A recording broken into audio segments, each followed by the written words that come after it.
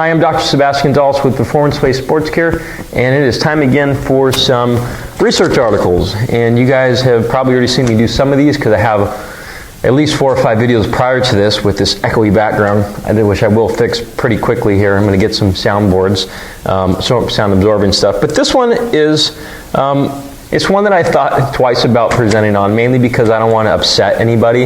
But this is what it is. This is the research article that I read. I got a lot of good information from it, and the takeaway from this, before I go on to what it is people are very coachable. And I think that's important, and it's good to know that we can actually get them to do the proper things if we ask, or if we let them know what we're looking for. Also, too, it's important to not overly diagnose, or don't over-diagnose things without looking a little bit deeper. So this one is actually on the functional movement screen, FMS. This was studied in 2015, I believe. Fairly recent one, according to when I made this video. And it is basically talking about how people improve their testing or their FMS score by knowing what we're looking for. And personally, in this office, when I screen people with movement-based stuff, we might actually throw a penny on the ground and have them pick it up and you just see what they do, which I think is very important. You see their normal habits. So with this, or the name of the study is FMS scores change with the performer's knowledge of the grading criteria. Are general whole body movement screens capturing quote-unquote dysfunction? So I think what they're trying to say is, are we over-diagnosing things? I think a good example of this would be if I told someone to squat and they've never squatted in their whole life, and I know you can't see my entire body, but they did a hip hinge here. There'd be no knee bend. Proper squat would take me down here. So in that instance, or in that case, I shouldn't say immediately this person has knee dysfunction. I can't say they have osteoarthritis in the knee or some type of blockage which is not allowing their knees to bend. No, we might actually have to test the knees independently because the person might not know what we're asking for, and that's what this study went over. So I'll read a couple things verbatim just because I don't want to misinterpret this article for you. So there's evidence to suggest that the movement behaviors are not caused by anything other than the person's perception of risk, prior experience, understanding the task, focus of attention, and motivation. So there's just a couple things that can affect movement, and not just if they're doing proper movement or if they have a proper movement period. So this study actually tested firefighters. There was, let's see, I think it was 21 firefighters, 19 men, 2 women, who were tested. They were tested, let's see, I'll read this verbatim again. The FMS was administered using published verbal instructions to a group of firefighters. No feedback was given, nor were the objectives of the screen described during the first screen.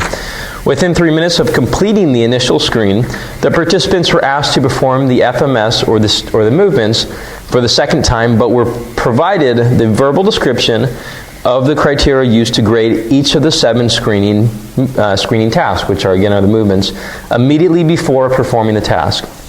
They were also used a video for this study. So some of the tasks that they actually, or the screening tools that they used, and it looked like they improved on later, was the deep squat, the hurdle step, the inline lunge, and shoulder mobility. So I'll go again. Let's see. I believe it was after receiving information regarding the movement pattern's requirements to achieve a perfect score, they found that only one of the 9 quote-unquote at-risk individuals obtained a score lower than 14. So reading through this, they found actually that 9 people, so those 9 people out of the 21, proved to be greater risk, or were basically failing the test. After they were given instructions about what they're looking for, they actually dropped their score below 14, so they're basically passing the test. So again, I don't think we should overdiagnose. I think we should look at each person's case individually, not use this as a generalized diagnostic tool. Obviously, this is a screener. They're going to say this is not for diagnostic purposes, which I totally understand. We have a lot of semantics in medical, but it is a useful thing. Just remember that you have to coach people. You have to coach people on these movements afterwards. They actually, it's consistent with previous interpretations the results of the study raised concern about the retest reliability of the FMS. So this is something that, again, take as a grain of salt, use it how you would like to. I know a lot of people that use the FMS, and I think they're very good docs and healthcare providers.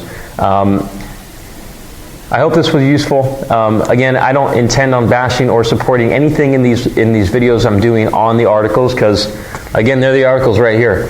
I'm just reading off them as I would read off them, and at my own leisure, and say, that was interesting. So use it how you will. Again, this is Sebastian Gonzalez from Performance Place Sports Care. You can reach me at p2sportscare.com. That is our website, and there's forms, or there's contact forms on there which you can reach me directly.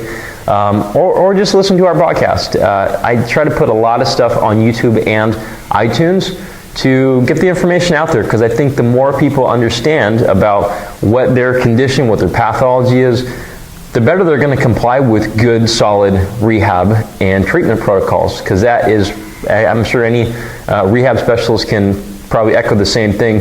One of the hardest things is controlling the patient's brain, their compliance, their fear, and everything else external to this is what we found, what works in research. So hope this was helpful, and take care.